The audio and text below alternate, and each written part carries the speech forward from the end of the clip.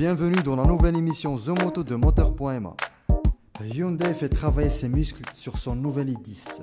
Au salon de Francfort du 12 au 22 septembre, Hyundai présentera la nouvelle édition de sa petite voiture i10. Une première esquisse du design montre clairement qu'elle se présente avec une robe en tôle plus expressive. Les prises d'air triangulaires sont conçues pour améliorer l'aérodynamisme et donner un aspect plus large à l'i10. La troisième génération dispose de nombreuses fonctionnalités de sécurité et de confort, comprend un système d'assistance de freinage d'urgence autonome, l'intégration des smartphones de Apple CarPlay et Android Auto, une caméra de recul et une fonction de charge sans fil sont également disponibles.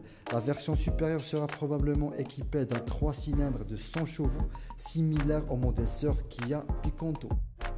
Porsche augmente son bénéfice. Le constructeur de voitures de sport a pu augmenter considérablement ses bénéfices au cours du premier semestre, malgré l'amende liée au scandale du diesel dans le groupe Volkswagen. Le résultat était de 2,38 milliards d'euros, comme l'avait annoncé la holding. La dernière année, à la même période, il s'élevait à 1,9 milliard d'euros. Les bénéfices de Porsche SE proviennent en grande partie de la valorisation des actions de Volkswagen et sa participation a augmenté cette année pour atteindre un bon pourcentage de 53%. La deuxième génération de l'Audi A1 City Cover. Au cours des dernières années, Audi a maintenu une tradition de modifier ses modèles soigneusement à peine perçus.